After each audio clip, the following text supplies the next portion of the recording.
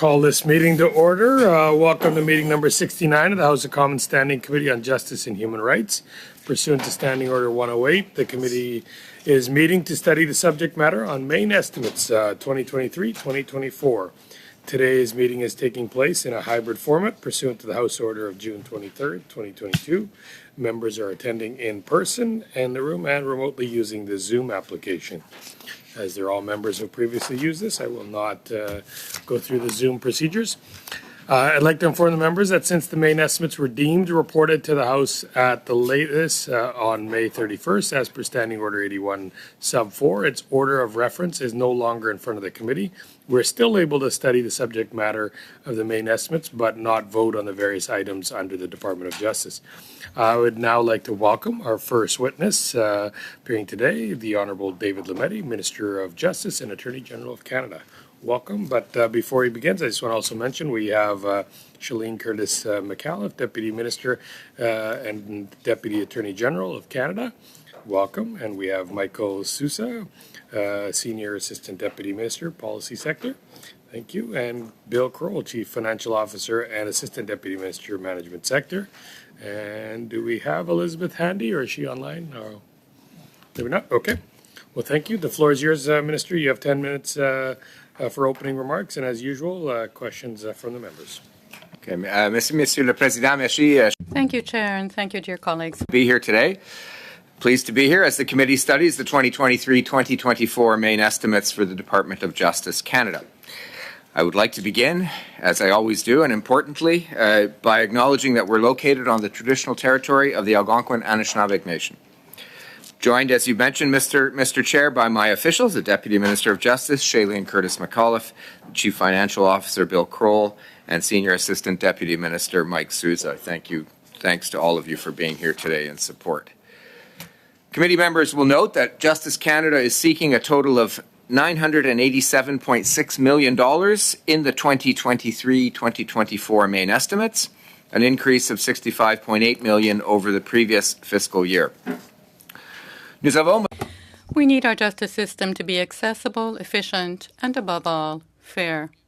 Canadians deserve to feel safe and secure. Our justice system must live up to the trust that Canadians put in it. Our government is committed to ensuring that this be the case. We will continue to honour our charter that is the pride of all Canadians. Reconciliation with Indigenous peoples is a crucial element of my mandate. Specifically, we're focused on implementing the United Nations Declaration on the Rights of Indigenous Peoples Act. Currently working very hard, I might add, in consultation and in cooperation with First Nations, Inuit and Métis, including national Indigenous organizations, rights holders, modern treaty signatories, and self-governing nations, to release an action plan and an annual report this month, as mandated in the Act. And the work to ensure the federal laws of Canada are consistent with the UN Declaration is ongoing. This declaration represents transformational change and has the potential to progressively and positively transform the relationship between Crown and First Nations, Inuit and Métis. In Budget 2022, our government announced additional funding to implement the UN Declaration Act in the amount of $64 million over 5 years, from 2022 to 2023 to 2026-27, and $11 million ongoing. In the 2023-2024 Maine estimates, we're seeking $17.5 million as part of this commitment. Le budget principal. The Maine estimates also include an additional $7 million for new court-supervised addiction treatment programs and the expansion of existing programs. These investments are part of our efforts to help those suffering from addiction, especially the most marginalized and the most vulnerable. Our government believes in a prevention and treatment-based approach to tackle the root causes of crime. We will continue to implement evidence and science-based policies, including using our courts to tackle addiction. Access to justice is a fundamental Canadian value. It's an integral part of any just society. We know that too many Canadians face systemic barriers when they try to obtain legal services or interact with the courts. Aboriginal, Black, and racialized Canadians are overrepresented in our criminal justice system. That's why it's particularly important to invest in measures that facilitate access to justice by providing information and support and through renewed funding for criminal legal aid. Our commitment to fighting discrimination and systemic racism in our institutions goes further than that. As I mentioned earlier, our justice system is not immune to insidious mechanisms that prevent our legal system from being truly fair to all. I'm proud to have passed Bill C-5 last November, repealing mandatory minimums that have contributed to the over-incarceration of Indigenous people, Black persons, and members of marginalized communities. I've also introduced David and Joyce Milgaard's law to advance our work to build a more equitable justice system. It establishes an independent miscarriage of justice review commission to make it simpler and more efficient for potentially wrongfully convicted people to have their applications reviewed. I hope this committee has the opportunity to study this legislation soon. Budget 2023 announced $83.9 million over 5 years, starting in 2023-24, and $18.7 million ongoing for the Commission. I've also proposed targeted reforms to bail to make our communities safer and build trust in our justice system. Bill C-48 is designed to focus on violent repeat offenders, gun and knife violence, as well as intimate partner violence. This targeted reform to our bail laws is the product of collaboration with the provinces and territories. It has also benefited from input from mayors, police, parliamentarians, as well as Indigenous leadership and the legal community. Everyone in Canada expects us to tackle crime as well as the causes of crime. C-48 is part of our broader strategy to ensure that the safety of all Canadians and is an example of what we can achieve when we work together. The bill is charter compliant, and I'm proud to be a member of the Party of the Charter. It has been endorsed by provincial and territorial governments, as well as various police organizations across Canada. I look forward to working in particular with my colleagues around this table to advance this legislation quickly to protect Canadians. The main estimates also seek funding to support other key initiatives to help build a fairer and more accessible justice system and advance the National Action Plan to end gender-based violence, supporting victims of intimate partner violence. The Mass Casualty Commission in Nova Scotia laid out the importance of addressing gender-based violence, and this action plan will help support our government's work going forward. I'm pleased to say that Budget 2023 announced $95.8 million over 5 years, starting in 2023-24, and $20.4 million ongoing per year thereafter to support Indigenous families in accessing information about their missing or murdered loved ones. These include funding for FILUs, as well as Community Support Healing for Families initiative, and more Indigenous-led victim services and supports, which I was proud to announce last week. This investment represents an end to the cycle of temporary funding for these services and ensures that sustainable support is available for these critical resources. On that note, Mr. Chair, I will wrap up my remarks. Thank you for the opportunity to talk about how we are making our justice system stronger, more accessible, and more inclusive for all people. Thank you. Merci. Thank you, Mr. Lametti. We'll go to our first round of questions, beginning with Mr. Moore, and I believe he'll be sharing some time with Mr. Brock. Yes, thanks, Mr. Chair, and thank you, Minister, for sharing your time here today with us at the Justice Committee. Minister, you mentioned Bill C-5, which eliminated mandatory jail time for what I would categorize as serious firearms offenses, including serious offenses around the trafficking, importation, and production of Schedule I and Schedule II drugs. And I'll also mention Bill C-75, which it was brought in by your government, instituted the principle of restraint, meaning that individuals facing pretrial custody are given the least onerous provisions possible, and that has been interpreted very broadly, and now we see what I would categorize as a revolving door to our justice system, and an increase in the number of recidivists who are being caught by police and committing subsequent crimes even while out on release. So just last week, I was reading the Winnipeg Police Service have announced the city's experiencing the highest level of violent crime in over a decade. they have reported that violent crime is up 25% last year compared to 2021, another 17% over the 5-year average. And all types of crime, particularly violent crime, significant uptick in Winnipeg. And I would look at that as a signal that we're doing some things wrong, that we have to address violent repeat offenders, we have to address recidivism. I put it to you, how do you take these stats coming out of Winnipeg, and are you concerned? We know that we've had a 32% increase in violent crime over the last 8 years. Do you feel that when Jurastat and StatsCan publish their findings later this year that we're going to see an uptick across the country in violent crime, as is being seen in Winnipeg? Thank you, Mr. Moore, for your question. Let me first just correct the record, because there were a number of factual errors that you made in the setup of your question. We didn't institute the principle of restraint in Bill C-75. We took it from the Supreme Court of Canada, which had announced it in the Antic case before that. And there's a long history of the principle of restraint in Canadian law. Bail is a charter-protected right, and we have the presumption of innocence, which is part of the long-standing common law tradition of criminal law that we've had in Canada, and we inherited from the British legal tradition. So, Minister, I only have limited time. I only have really limited time. But you're saying, look, Mr. Moore, something was factually incorrect. You brought in Bill C-75. Now you're saying it didn't do anything. All we did in Bill C-75 was incorporate the principle of restraint in the law formally. It was already in the law informally. Now, of course, statistics about crime so Bill C-75 didn't do anything. Concern me. On that part, it didn't change. Because we've had witnesses come here. It did not change the law of Canada on that point, Minister, I'm sorry. We've had witnesses come to this committee who have said Bill C-75 had a profound impact. Sorry, point of order. They're making a mistake on this particular point, Mr. Moore. It didn't introduce anything new to Canadian law.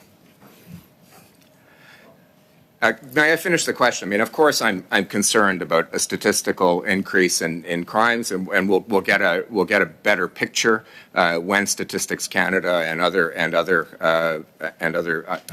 statistics gathering organisms will give us those statistics. We've come through a pandemic. We've come through economic uncertainty. We're in the middle of a mental health, I'd say, crisis, in part brought on by the pandemic. And so this isn't completely unexpected. What we have to do as legislators is react to that. And Bill C-48 is part of the reaction to that with respect to repeat violent offenders with weapons. As I had said in my opening remarks, we've worked hard with police authorities, with provinces, and there is widespread support for the bill across Canada. The NDP in British Columbia, the Conservative government in Ontario, sorry, other Minister, governments across the province. I'm sharing my time with Mr. Brock, and I don't want to. I will say very quickly that to ascribe no fault in the uptick in violent crime to your own policies that have been really discredited at this committee from witnesses, from police, from premiers. I think we need to take the blinders off and look at the impact of the policies that you're putting in place are having on this uptick in violent crime. With that, we have very limited time. I'm going to turn it over to Mr. Brock. Thank you. Thank you. Welcome, Minister Lametti. I want to talk about access to justice. And you've often heard this phrase, it's been bantered around for as long as I've been a lawyer, that justice delayed is justice denied. So we know that ripped from the headlines and ripped right from the Chief Justice of the Supreme Court of Canada, he is calling for the speedy appointment of more judges in a letter that he penned directly to Prime Minister Justin Trudeau. In the wake of that particular letter, you told reporters in Ottawa that you understand the problem posed by the vacancies and said, I'm working very hard with people across the country to make the system work. We have 90 judicial vacancies across this country, 24 of which are in the province of Ontario, civil cases and criminal cases. What do you say to Canadians? What do you say to victims? What do you say to defendants? What are you saying to other judges who are now facing an extra burden with their caseload? What do you mean by I'm working very hard? Because I'm sorry, Minister, but that's not good enough. What is your plan to fill those vacancies? Well, first of all, Mr. Brock, we're down to 79 already since you got your last statistics. I have appointed judges at a faster pace than any justice minister in Canadian history. As a government, we have appointed judges at a pace faster than any clip in Canadian history, and we will continue to do that moving forward. Thank you. Thank you, Mr. Brock. We'll now go to Ms. Diab for 6 minutes. Thank you, Chair. Welcome back, Minister. I'm hearing an echo. Okay, it's gone. Let's talk about access to justice for a moment. You talked about that in your remarks. So access to justice is a subject very important and dear to me. I know in 2014 in Nova Scotia, we set up the Nova Scotia Access to Justice Coordinating Committee, which was co-chaired by then the Minister of Justice and also the Chief Justice of Nova Scotia. And of course, we know that meaningful access to justice for all Canadians, particularly Black and racialized Canadians, is something that I take at heart, and I know you do. I represent many distinct African Nova Scotian communities and racialized communities in Halifax West. So aside from appointing just judges, because that's one small aspect of it, can you also please tell me what the federal government is doing and what your office is doing to improve access to justice in the country? Thank you very much for that question. Access to justice is one of my priorities. One of the first things I did, and this is also partly a response to Mr. Brock's question prior to, we've also added 115 new Superior Court positions across Canada over the last number of years, budgets that have increased the judicial complement in order to help the system of justice. We have worked on increasing funding for legal aid, in particular criminal legal aid, which is critically important, and we have realized that it will simply require many more resources with respect to legal aid.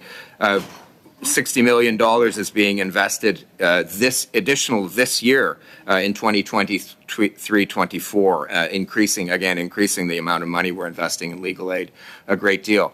I'm also working with Black leadership in particular across Canada on the elaboration of an of a Black justice strategy. We have 9 experts from across Canada who are taking in information from previous reports and filling in gaps on their own, and they will report to us by the end of the year in terms of how we can better address the systemic racism against Black and racialized people in our criminal justice system. So those are just a number of examples that are particularly pertinent to your province of Nova Scotia, but I can assure you that we are working across the country in order to increase access to justice. Yes, thank you for that, and I'm certainly familiar with your work with the Black leadership across the country and the great things that have been done, but also will continue to be done there. Can you please tell us about the goal of creating an independent justice review commission and your recent introduction of Bill C-40? Thank you very much. Again, something that's very near and dear to my heart.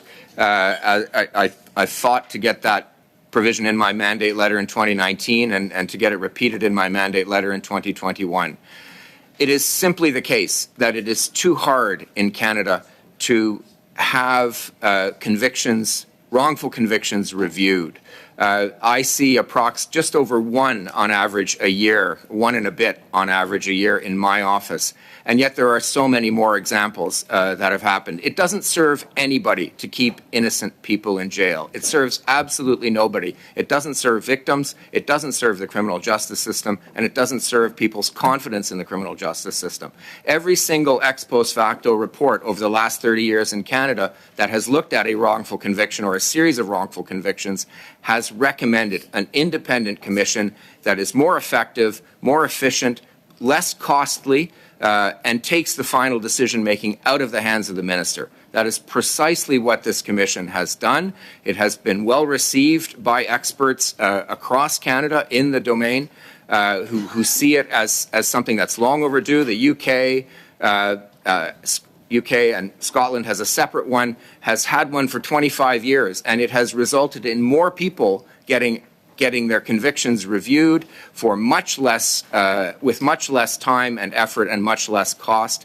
This is something that will serve Canadians well. It will actually reinforce confidence in the justice system, and I was proud to bring that bill forward. I'm hoping this committee will study it soon. We hope it is on the list of priorities that our House Leader has enunciated before rising, that bill gets to this committee, and I hope that this committee will then do a proper study on it in order that we can bring it forth as soon as possible.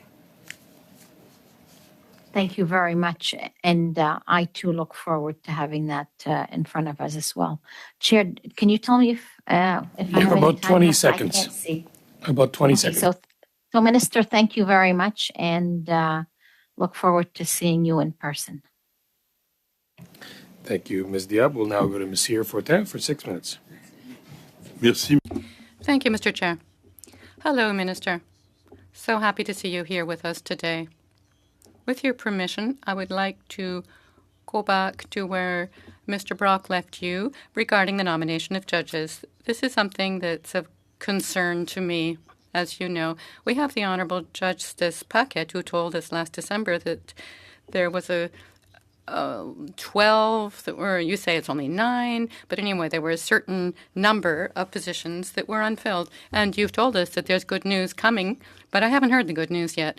So, can we expect judges to be appointed to the bench shortly? Because, you know, this is a considerable problem for the legal system, the judicial system, especially given the Jordan ruling, which leaves less time within which to hold a trial. We have people who are sometimes innocent, sometimes guilty, who are just sent home without going to trial because we just haven't time to deal with their cases. This seems totally absurd to me in our system. And, of course, you have to recognize, I'm sure, that you are the Minister of the Department of Justice. So what's going on, you know, lands on your desk, all said and done. I think this is very concerning, even dangerous. And even premiers of provinces have written to you in January or December, you know, letters saying, look, Mr. Trudeau, we need to do something with criminals released in the streets because we can't find judges to try them. And I've heard of some 80-some positions that are vacant. Very worrisome. So when will we hear the good news? Thank you for the question. It is an important matter. I understand that it's an important issue, and I have said this publicly. I've said as much. So we get good news every week in Quebec. I think there are now only 3 or 4 positions because I did promote someone to the appeals bench last week. And we're waiting.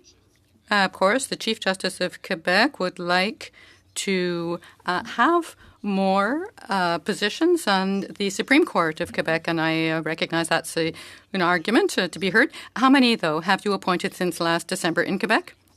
Superior Court, 5 or 6? Yeah, but there were 12, right? So there aren't just 4 or 5 left. Our figures show 9, and the Chief Justice says, right, but we think that there is an error there. Oh, we'll have to go to appeal on this then to argue it further. No, the statistics are at the federal level and kept at the federal level. Of course, the Chief Justice would like more judges to be appointed, would like more judges basically on the bench. So we're waiting for that to be worked out and waiting for the request to be fully filed appropriately. And once we receive that request, we'll evaluate that against the requests of other provinces, as we do every year. Let's go back to the figures. Let me take your figures. Minister, if I may, you say there are 3 or 4 left to be filled positions. Well, there were 3 and 3 or 4. Okay, let's say 3 or 4. For the purposes of our discussion, why is it that they haven't been filled since the month of December? You know, much has been said about the Liberal list, and this was admitted in the House by you and Mr. Trudeau himself. You say we're using it differently than you imagine. But anyway, supposedly it's not being used at all. So I imagine that has nothing to do with the positions left to be filled. So what are the real reasons why the 3 positions haven't been filled since December? We're 6 months beyond December. Why? Well, as I said, I have never used Liberal list. So, okay, let's not launch that discussion. We discussed this during the question period in the House, so I consider the matter closed. No, indeed, I never used Liberal list, and I made that clear, and that remains the case. As I did say, I appointed justices across the country at a previously unknown rate, really. But why do we still have these 3 or 4? Look, it takes some time to evaluate. Well, it shouldn't take 6 months. I have to appoint justices across the land, across the country. We need to take the time to do this appropriately. We're not just damning anyone to anything. Yes, but meanwhile, there are criminals out in the streets, released in 6 months, 3 positions. What's going on? Mr. Fortin, we do need to appoint appropriate candidates, quality justices. That's what we are doing. But we don't have 3 quality people for 3 positions in Quebec. I've added more than 115 positions since I arrived as minister, or our government, since our government has been in. So we need to appoint more. We have more positions on the benches. And also, there are a number of issues affecting how they are taking their retirements much more quickly now. There are a number of them who are leaving, particularly in. But look, let me finish this explanation. A judge who retires doesn't actually fully leave their position. They still remain on the list of justices. Okay, we all know that. But there's still 3 positions left. So they still sit for 50% of the time that they sat before they, started their retirement process. So why not the 3? We're now evaluating the candidates. So what have you actually done since December for these 3 positions? We need to consult. What have you done since December, Minister? I have appointed 6 in Quebec since December. Yes, but the 3 that remain to be appointed, those 3 positions, what have you done to work on that? What's the work since December? Thank you. We're continuing our consultations with the candidates whom we have on the roster, whom we can name them from. Merci. You notice the bells are ringing. They're 30-minute bells. If I can get unanimous consent to go for about 20 minutes, so 10 minutes before, if that was okay. Do I hear nods? Yes. So we have unanimous consent to go to, let me just check the clock. It is 25 minutes. So we'll go for till 35 after. I think that's about right. And I'll just keep it. As soon as I see the clock at 10 minutes, we'll suspend. So that should get us through, I think, this next round as well. So Mr. Garrison, over to you for 6 minutes. I was put in the awkward position of voting over whether I should get to ask questions, so thank you, Mr. Chair.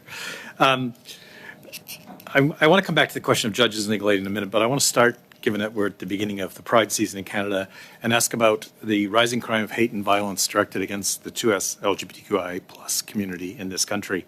And I want to ask, we know that there are data faults in correcting data, in particular data revolving around hate crimes directed against transgender and non-binary Canadians being lumped in together with other categories. But I wonder what initiatives your government's taking, either in your department or others, to oppose this rising tide of hate and violence. Thank you. Well, thank you for the question. I share those concerns, and I too note the uptick. And you know what I've done thus far with respect, or what our government's done thus far. Minister Ian just made an announcement this morning again on support for the 2ELGBT. Sorry, I got it in French. You know the acronym. As we, we say so. Okay. You know that it is in Minister Rodriguez's mandate letter with my support to table hate crimes, online hate legislation. Minister Rodriguez has said publicly that he hopes to table that in the fall. I can tell you that we have been working very hard on that, and we hope that, and I certainly hope that that sees the light of day very soon. You had previously seen Old Bill C-36, which reinforced the criminal code provisions on hate crimes. We will continue to work in that regard, working with the community. I have recently met with leadership of the community on the blood question, and we've received our report. We're moving from that, and hopefully we'll have something there very soon as well. Thank you. And I will say that the announcement today of additional support for security at Pride functions is very welcome, but it's very sad that it's very necessary in this country. I want to talk about access to justice in terms of legal aid. And I see, first let me say thank you to the government for providing an allocation for immigrant and refugee legal aid. I think that's very, very important because lots of provinces weren't providing that support. But I guess I see two problems happening. One is that there are great disparities in getting legal aid between different provinces. And so we often find that some offenses can get legal aid in one province but not in another, charges, I should say. And the second thing that's happening seems more general, and that is because of the constraints of legal aid funding, who I would call the working poor, those who have full-time jobs but don't make a lot of money, are increasingly find themselves excluded from legal aid because of the crisis in funding for those who are less fortunate. And so we find a lot of, as I said, ordinary working folks who aren't able to access legal aid because of that lack of funding. So those are those two things, the discrepancies between provinces and then this growing problem of those who aren't really wealthy by any standard not being able to access legal aid. Thanks, Mr. Grace. I share those concerns. In addition to getting additional funding for both criminal legal aid and refugee legal aid, we do raise the discussion at federal, provincial, territorial meetings. It is provincial jurisdiction, the administration of justice in any particular province. But we are encouraging better sharing of data, better sharing of information and best practices across provinces. And we have been actively engaged in redoing the criminal law funding formula, and the impact of that decision will come into force or is coming to force as we speak. It is something we need to do in terms of filling those gaps and making sure that we can move forward. I do my best to encourage those best practices and to facilitate cooperation with respect to making those available across Canada. And I too have noted that just above the threshold, there's a real problem because there is a group of people who don't qualify for legal aid, but who have a difficult time getting legal advice because it's costly. And so we need to look at other solutions. There have been some things that have been suggested to me by the people that I have met across Canada with respect to tax incentives and that sort of thing, allowing lawyers to give services. I've seen some creative solutions in parts of Canada, working very much at a local level. But again, this is something that we would have to work closely with the provinces in order to achieve, because it is something in their areas of jurisdiction. And recognizing it's in their jurisdiction, of course, the federal spending power is often an ability to provide some powerful incentives to solve these problems. So that's a fair point. I look forward to seeing what's coming forward. I want to go back to judges, which has been canvassed quite a bit. And I want to start by saying something positive again. I have seen progress on diversity while you've been the Minister of Justice, in terms of gender, in terms of my own community, in terms of racialized communities and Indigenous people being appointed. However, we still have, earlier this year we had 6 of the 17 committees which provide shortlist you for appointments which weren't functioning. And can you give us an update on what's happening with that? That included the entire province of British Columbia. Yeah, we are working at. There's let me just add some context to that number of 6.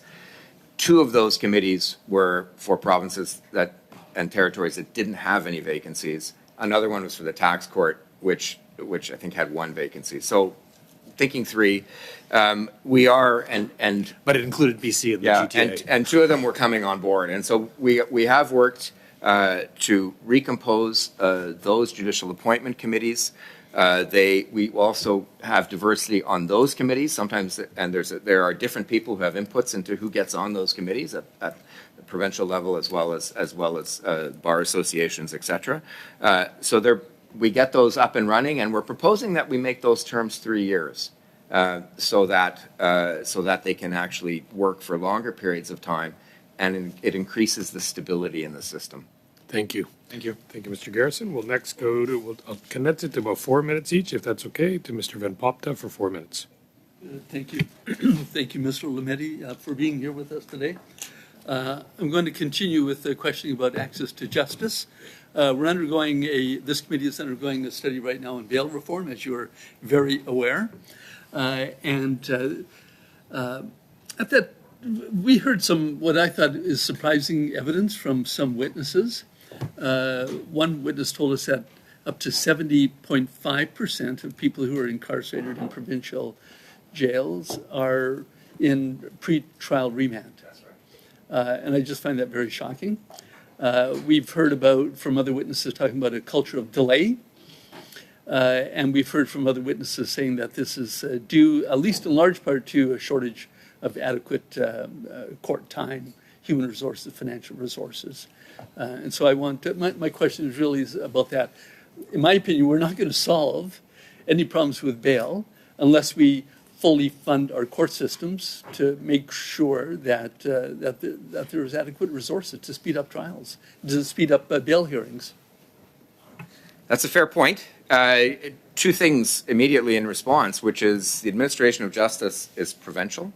And so much of the work that I have done with my counterparts with respect to Bill C-48 also included commitments on their part to reinforce the bail system. And you're seeing in Ontario, in British Columbia, in Manitoba, specific kinds of measures with respect to the administration of bail that hopefully will help the system, and different kinds of policing efforts. All of that is part of the mix. The second point I would raise is that 95% of criminal law cases in Canada are heard by provincial courts and provincially appointed courts, and there is a crying resource problem there as well at the provincial level, which arguably has a greater impact on the impact of the Jordan ruling, as well as bail questions.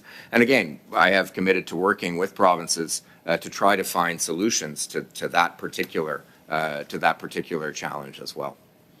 Good. Well, thank you for that. And I do recognize that with the provincial federal split of responsibilities, Bill C-75, we've heard from witnesses, has not helped our over-incarceration of Indigenous people. So I'm wondering what you think about that. I know that there was some talk about advancing priorities of Indigenous communities to reclaim jurisdiction over the administration of justice. At Public Safety Committee last year, we heard from a lot of witnesses about the benefits and the challenges with Indigenous policing. I wonder what your comments might be about in Indigenous courts, for example, at least to deal with some of the clogging in our bail system. So that's a fantastic question.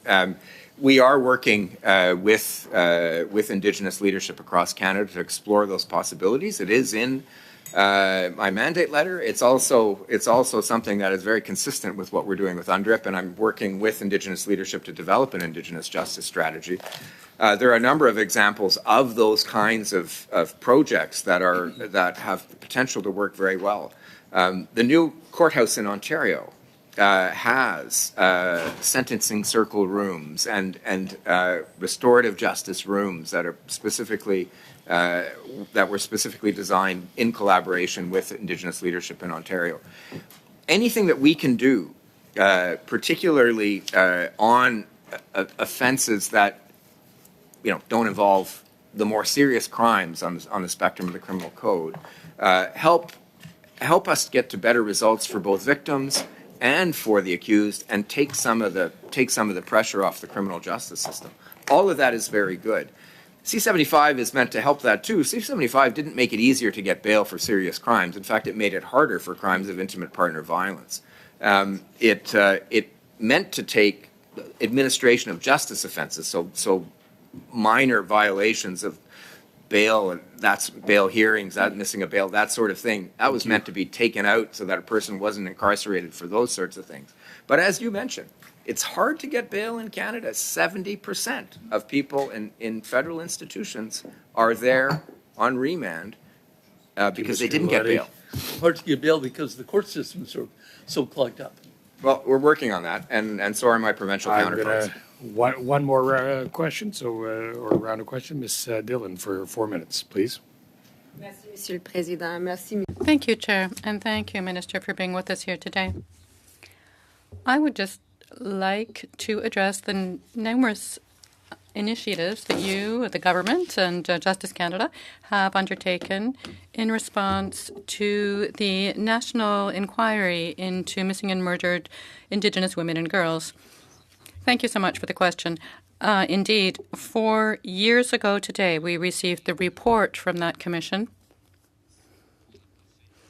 And, of course, we haven't done enough. We haven't done enough so far. We need to admit that openly. We're aware of that fact.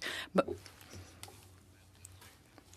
in some areas, these are problems that have been brewing for a very long time. They require long-term solutions, and we need to work closely with Indigenous leaders to improve the situation. We do have the federal pathway that we are on, that we are walking. I know that my colleagues Miller, for example, and Haidu really care about this pathway.